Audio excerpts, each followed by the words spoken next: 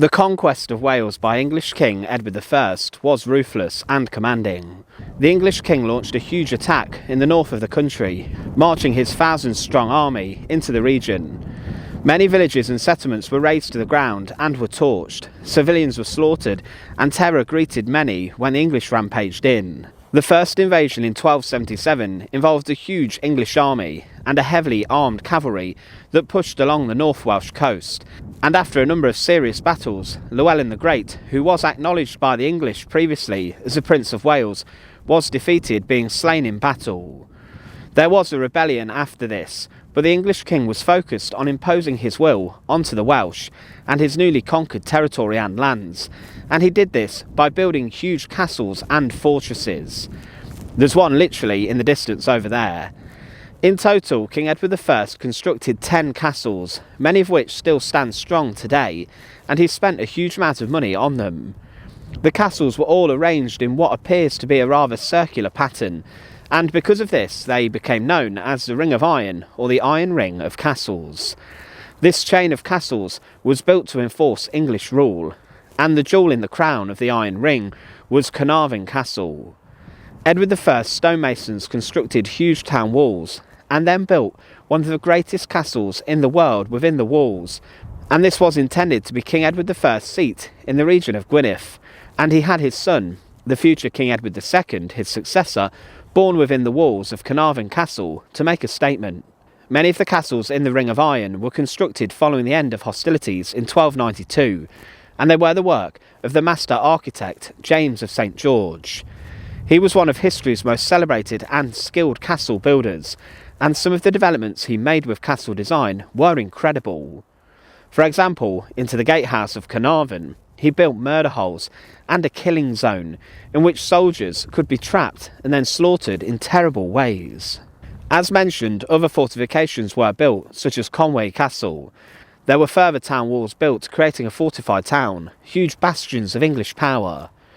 Edward I kicked the Welsh out of this town, and he moved the English in to settle, and he also created trading outposts in Wales. The Welsh were allowed to enter the towns unarmed during the day, but were ordered not to trade.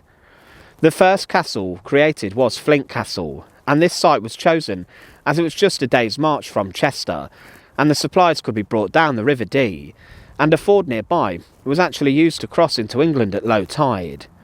This castle was unique in its design, but it was rather big, and the keep was colossal, having 7 metres strong thick walls at its base. Beaumaris Castle has been described as the most perfect example of symmetrical concentric planning, and this castle has a series of inner defences and towers which would have helped those to defend the castle from attackers.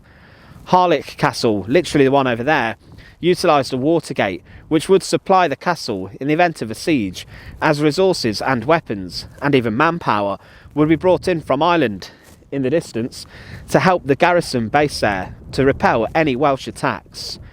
Some of the towns where the Ring of Iron was made were not fortified with stone walls. Rhuddlan was surrounded by ditches, earthworks and wooden palisade fences, and some of these were considered cheaper sites when compared to Caernarfon, Harlech and others. What made King Edward I's castles in North Wales special was the evolved designs that the sites used, and many of them took inspiration from Europe. The fortresses had inner and outer curtain walls, high towers and gatehouses, and they were a huge development from the former Norman castles being built in England. They were not just solitary stone keeps or one single tower, but they were a network designed to keep people out, specifically the Welsh. They were also a huge propaganda tool for the English king, and Edward I had them whitewashed to emphasise their power and strength, but by occupying key strategic positions, this allowed the English to maintain power in this region. Today, many of King Edward I's Ring of Iron castles are World Heritage Sites, and they are still incredibly important today.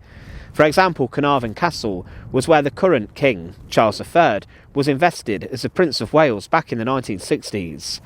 In today's money, it's believed that the Ring of Iron would have cost probably around £50 million to fund and create, and a huge amount of time and effort was used to build them, and to bring the Welsh under control.